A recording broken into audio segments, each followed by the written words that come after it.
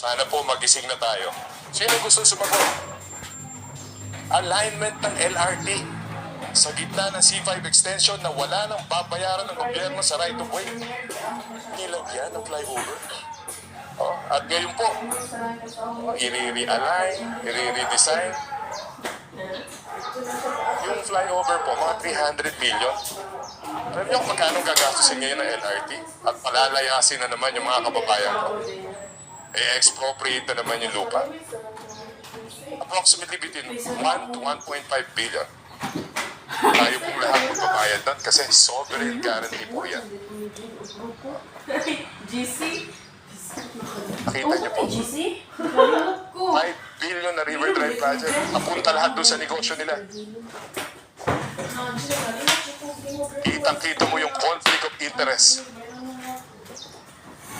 Yung kalsadang pinapagawa nila ngayon. I'm telling you now. DPWH. Wala pong deed of donation. Wala pong expropriation. Alam mo, sabi sa akin, hindi. Gaapo yan. Nanasad niya sa inyo eh. Damay nasad mo. Gaadaw. Kasi nag-imbis na po ako dyan nung konsihala ko eh.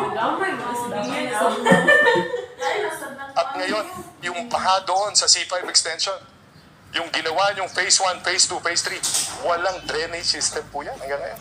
Sinimulan ko to, walang naniniwala sa paligid ko. Eh ano?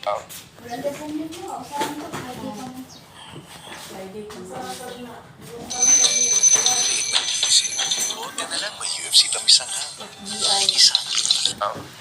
So, we've heard the statement of Chairman Artes, and it seems na as legislators here, mukhang may problema ba yung charter natin sa MMDA, Mr. Chairman? Kasi sabi nung charter, as a former local official, I used to represent my mayor sa MMDA council meetings po. And before, ang coordination po ng MMDA, maayos naman po. And now, it seems that paano ba sasabihin ko, nagturoan ba?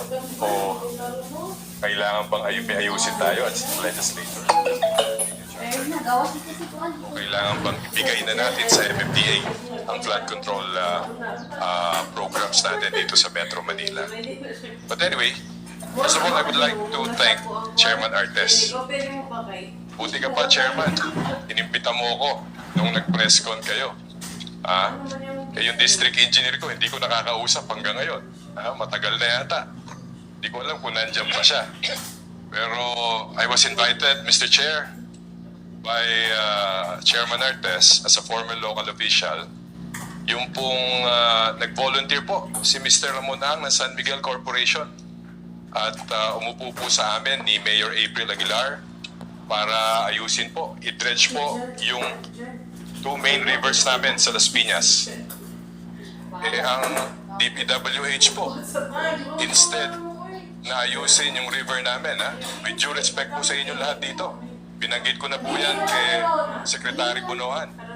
Hindi ko alam, kasi yung nag-initiate yata ng mga programa na lagyan ng kalsada ang mga ilog sa Las Piñas at mga creeks. Paano nyo kaya sasagutin ngayon yun? Kasi wala na yung nag-initiate nun. Baka makasuhan kayong lahat yan. Iniwan na kayo ni Mama Bello.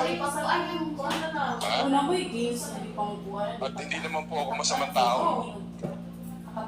Ang pinakamaganda po siguro, tibagin nyo na. Kung ayaw nyo, si Chairman na sasabihan ko na tibagin nyo na. Yung mga creeks na umaha sa Las Piñas dito, na hindi naman bumaba yung mga lugar. I-identify, in fact, Mr. Chair, I invited the President to see for himself yung ginawa doon ng DPWH. Pero alam mo naman, na sumunod lang kayo doon sa nag-initiate niyan. Pero i-correct natin yan. Magtulong-tulong tayo with MMDA. Alam niyo po, itutuloy ko po sa inyo kung saan naipon yung mga box culvert na ginawa ninyo hanggang ngayon. Ginagawa pa rin. Tama, sabi ko kay Secretary, tama na po. Pag umulan po na malakas, lubog na naman kami. Asan ang RD natin dito, Mr. Chair? Asan ang regional director natin dito? Sir, isang beses lang tayo nag-usap sa telepono. Pero hindi na tayo nag-usap ulit. At sinabi ko sa inyo na problema ang ginawa nyo. Under the Water Code, Presidential Decree 1067, bawal tayo maglagay ng kalsada ng structure sa ilog. Ha? 6 meters. 3 meters lang yung easement. Wala si Kong Lani dito. Tinira pa nila yung kabila ng Bacoor para maging 6 meters lang yung kalsada sa Las Piñas. Ano bang ginawa natin sa Las Piñas?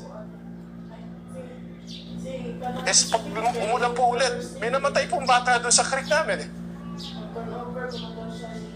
Mr. Chair, with due respect po to this committee, pero sobra naman po kasi na. At ngayon po, sinasabi ko po sa inyo na kung hindi natin inayos ang mga nilagyan ng kalsada ng DPWH, marami pa pong mapipinsala sa amin. Imagine niyo po, I think more than a year ago, dahil po doon sa kalsada doon sa